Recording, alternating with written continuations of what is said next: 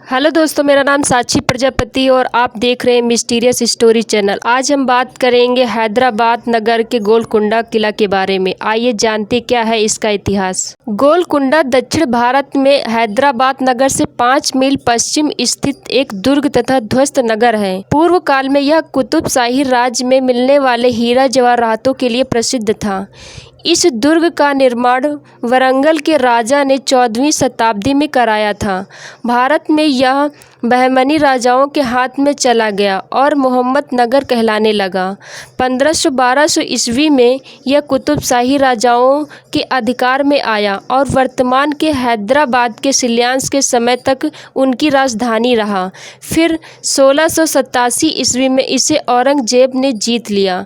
यह ग्रेनाइट की एक पहाड़ी पर बना है। इसमें कुल 8 दरवाजे हैं और पत्थर की 3 मील लंबी मजबूत दीवारों से घिरा है।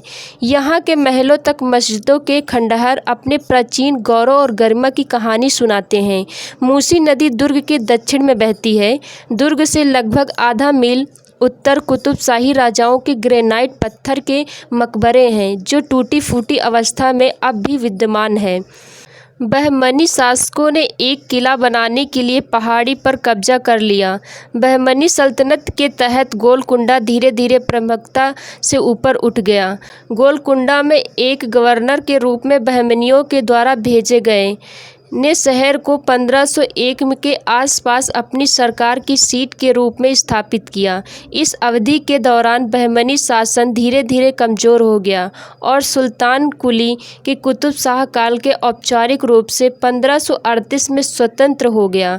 गोलकुंडा में स्थित कुतुब शाही राजवंश की स्थापना 62 वर्षों की अवधि में मिट्टी के किले को पहले 3 कुतुब शाही सुल्तानों द्वारा वर्तमान संरचना में विस्तारित किया गया था। परिधि में लगभग 5 किलोमीटर तक फैला ग्रेनाइट एक विशाल किला है। यह 1590 तक कुतुब शाही राजवंश की राजधानी बना रहा। जब राजधानी को हैदराबाद स्थानांतरित कर दिया गया था, कुतुब शाहियों ने किले को विस्तार किया और जिसकी 7 किलोमीटर बाहरी दीवार ने शहर को घेर लिया। 17वीं शताब्दी की शुरुआत में गोलकुंडा में एक मजबूत कपास बुनाई उद्योग मौजूद था। घरेलू और निर्यात खपत के लिए बड़ी मात्रा में कपास का उत्पादन किया गया था। मलमल और कैलिको से बने उच्च गुणवत्ता वाले सादे या पैटर्न वाले कपड़े का उत्पादन किया जाता था। सादा कपड़ा सफ़ेद या भूरे रंग के रूप में प्रचलित या रंग वे किस्म के उपलब्ध था। इस कपड़े का निर्यात फारस और यूरोपीय देशों में होता था। पैटर्न वाले कपड़े प्रिंट से बने होते थे, जो स्वदेशी रूप से नीले रंग के लिए इंडिको, लाल रंग के लिए प्रिंट के लिए चाय, रूट और सब्जी पीले रंग के होते थे। पैटर्न वाले कपड़े की निर्यात मुख्य रूप से जावा, सुमात्रा और अन्य पूर्वी देशों को किया जाता था। गोलकुंडा किला 1687 में 8 महीने की लंबी घेराबंदी के बाद मुगल बादशाह और औरंगजेब के हाथ में यह किला अंततः बर्बाद हो गया।